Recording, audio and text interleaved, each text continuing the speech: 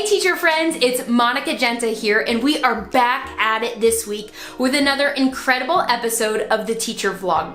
This week is a really special opportunity to hear 2 tips from a teacher who is dishing out ideas on one of the most difficult things that we as teachers deal with: managing discipline issues.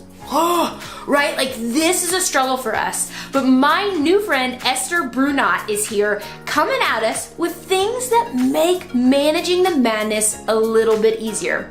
She is a high school math teacher from the sunny state of Florida, and she's coming at us with a couple really funny but practical tips that are going to help us mend those relationships with students once a discipline issue really does occur. Now, at the end of the episode, stick around because I'm coming back at you with something that is going to revolutionize those discipline problems in your class in a long-term kind of way. But for now, let's hear these 2 tips from my friend Esther Brunat. All right, hey girl, hey, how are you? Hi, I'm so good. How are you? I'm doing great. We were just talking before the call started that you are in sunny Florida, and like literally like there's like beams coming shining on your head. And I'm in Illinois, and we have the first like tornado warning of the year. So we are in very opposite areas of the US today. Seriously, that's Yeah. kind of crazy that our weather is like completely different.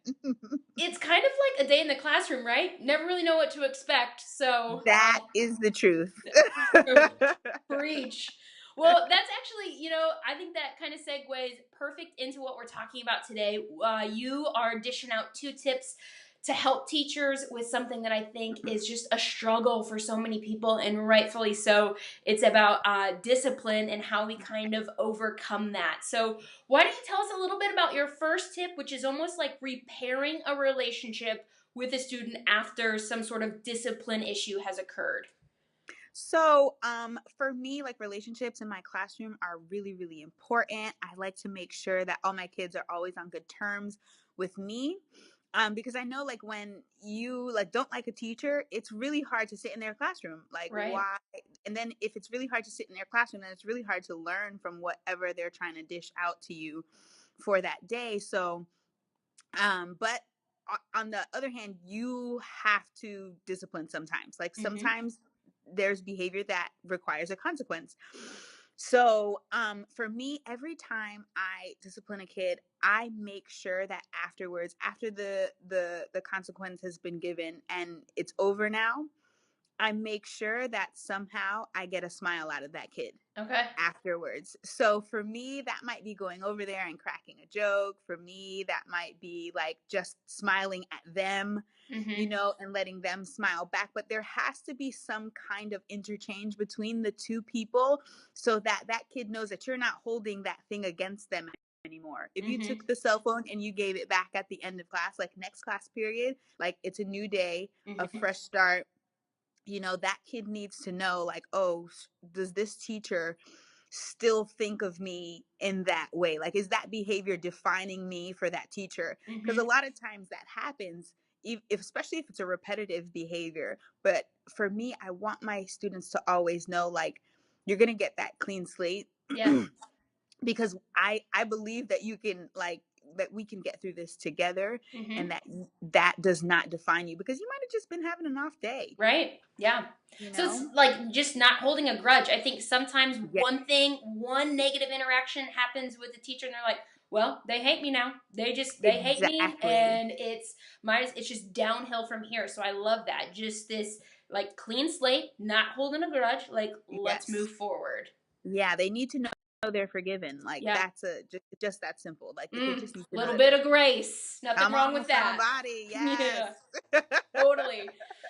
Okay, so the other one is the use of humor to kind of repair relationships and use that in discipline. Like, Mhm. this is so fun because we haven't officially met, just like we're Instagram friends, which I I think know. a lot of teachers in this space can relate to that. Like, I know them, and it's like, no, you don't. Like, well, I know him on Instagram, so Right. we're basically friends. Well, you feel like that. But I love your use of humor, and it just kind of spills out of you on social media. So tell us a little bit about that and how you use that to help you with discipline problems.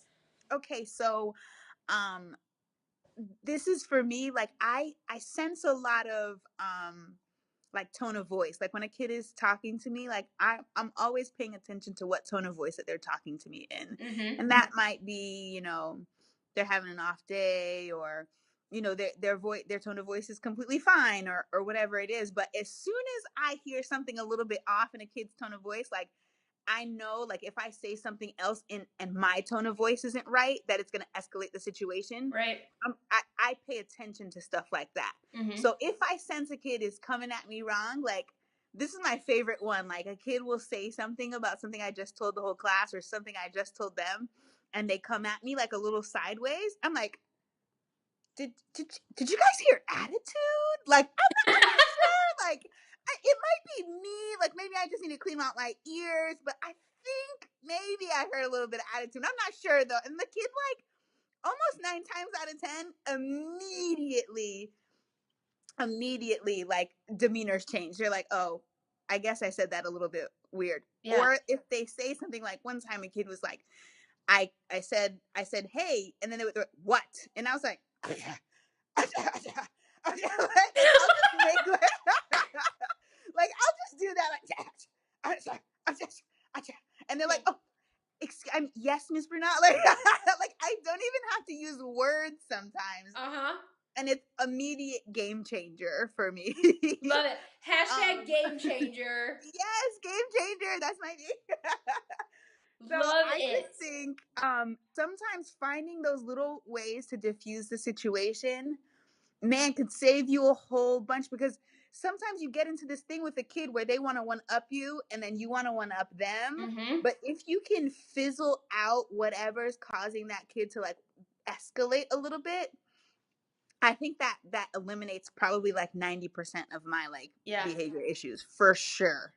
That's such a good point too, because it's like I think the use of humor is equally beneficial for us as adults too. Because like when we take a step back, why are we trying to one up kids? Like what are we doing? Like why are like 30, 40, 50-year-old people trying to one up like 8-year-olds or teenagers? Like that's just not even logical.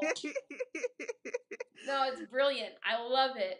Okay, so that's like those are two super simple tips, but I think at the same time like really effective. And I know that's like I've done a lot of like just surveying with teachers on what is the thing that you need, and it's all about like discipline and management of those hard to reach or difficult students. Like boom, there it is right there. Just like listening for that tone or just being aware of body language. Those simple things can tell us a lot about how we make that next step.